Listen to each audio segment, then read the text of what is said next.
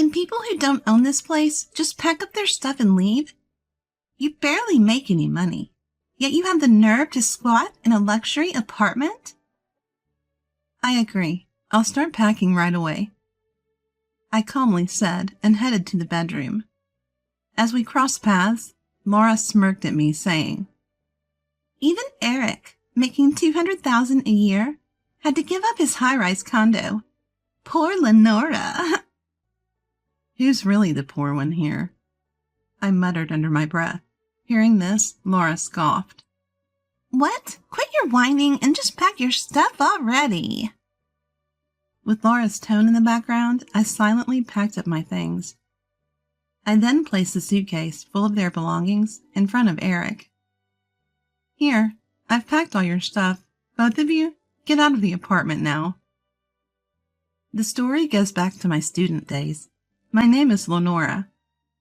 A family of 4, including my younger sister Laura, my parents, and me.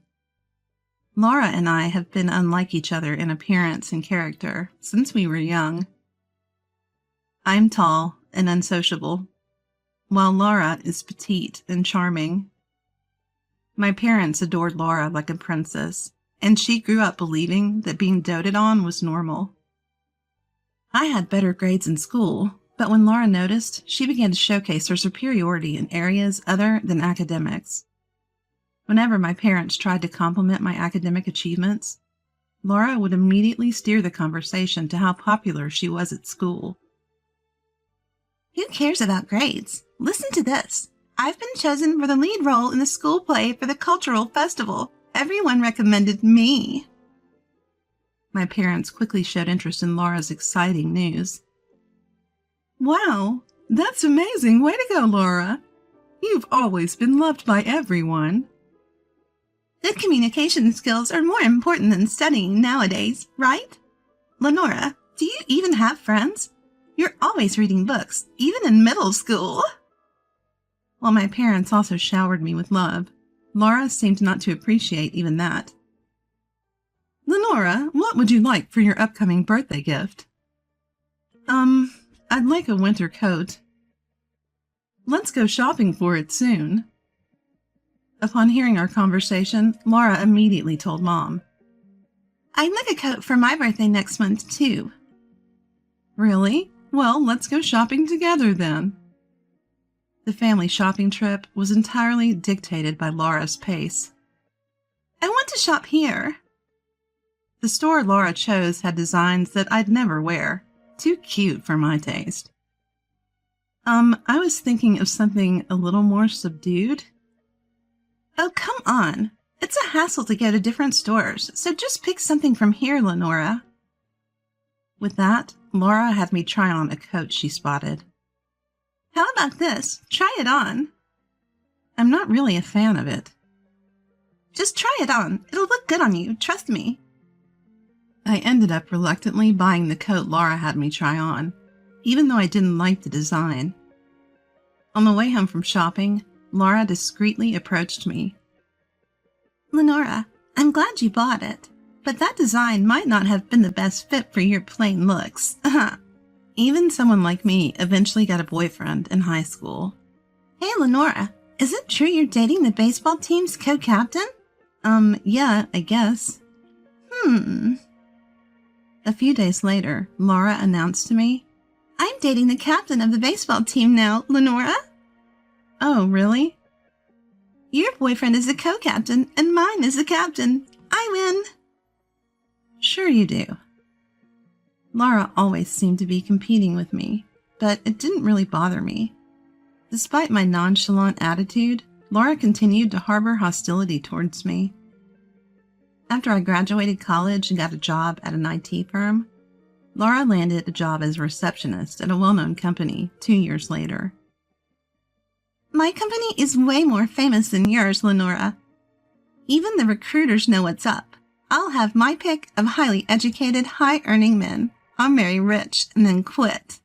Laura said this with a sense of triumph. It seemed Laura's primary goal was not to work, but to find a wealthy husband at the company. As she declared, Laura dated various men, both inside and outside the company. and she reported each new relationship to me. Don't you have a boyfriend, Lenora? I find my job fascinating at the moment, so I'm not too concerned about having a boyfriend. At this, Laura laughed sarcastically. That's such a not popular excuse, Lenora. In that small company of yours, you're never going to find a decent man. But a year later, I met Eric, and things moved quickly. We got engaged. When I introduced Eric to my family as my fiancé, Laura was genuinely surprised. Lenora, didn't you say you didn't need a boyfriend? At that time, I really felt that way. Eric quickly jumped in to ease the tension. Laura, love is unpredictable, you know? A cute girl like you would understand what I'm saying. Yes?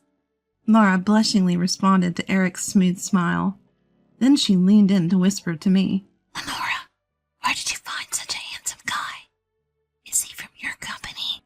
No, we don't work at the same place. I thought so. There's no way your company could have someone that great. So, is he from a big-name firm? His eloquence makes me think he's global or something, right? Laura seemed to assume from my vague response that Eric was from a high-profile company. Thanks to Eric's natural social skills, talks about our wedding with my parents went smoothly. We opted for a small ceremony with just close friends and family. Laura kept complaining. I want to meet Eric's colleagues. Then Eric and I began our newlywed life. After moving in, we invited my parents and Laura to our new home. Laura was shocked. No way! This is your new place?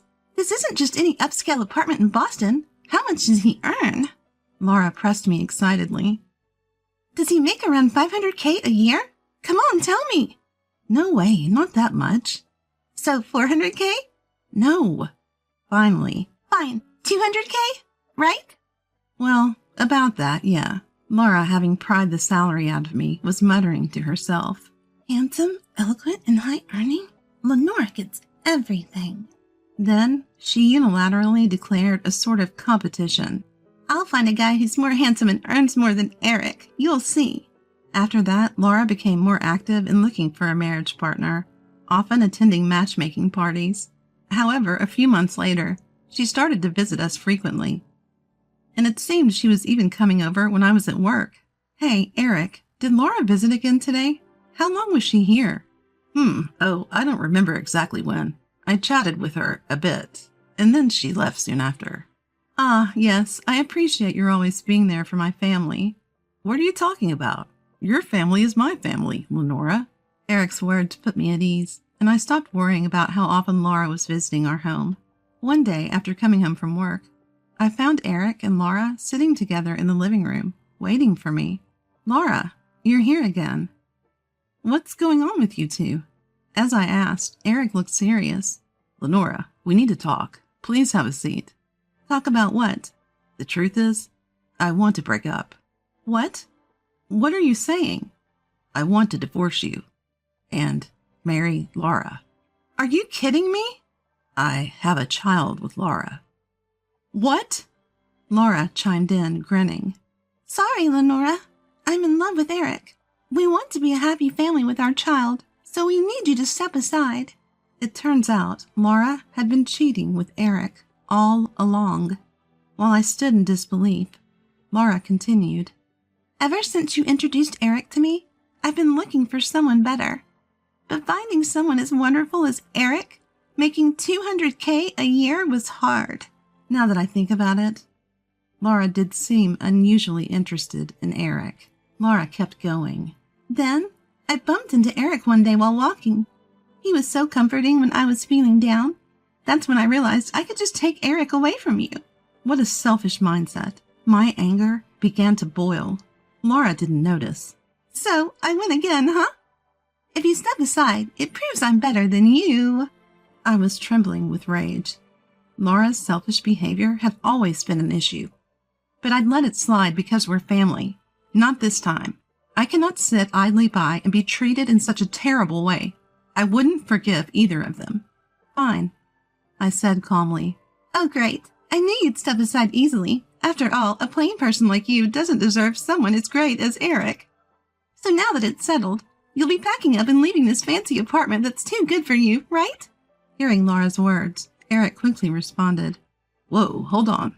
Whether or not I own this apartment doesn't matter. Let's sit down and talk this through." Laura shot him down immediately.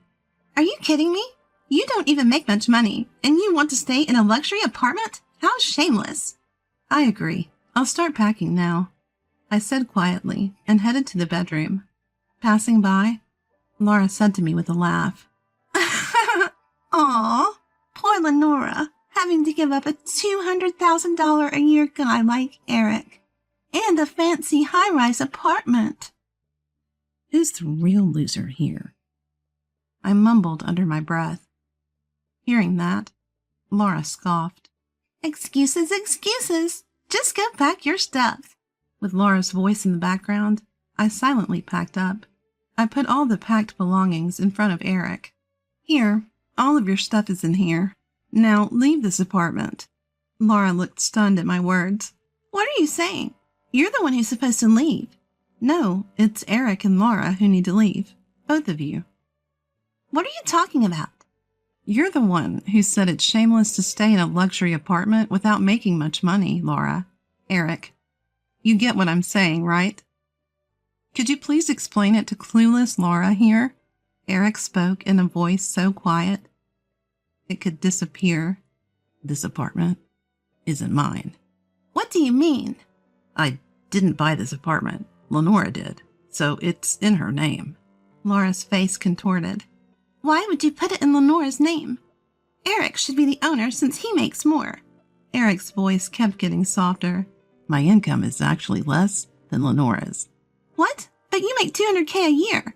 "That $200K is Lenora's salary, not mine." "You're lying." Finally, it seemed like Laura understood. Our household income is about $200,000, but most of that comes from me. After landing a job at an IT company and overseeing a successful app business, my income had increased significantly, and that's when I met Eric.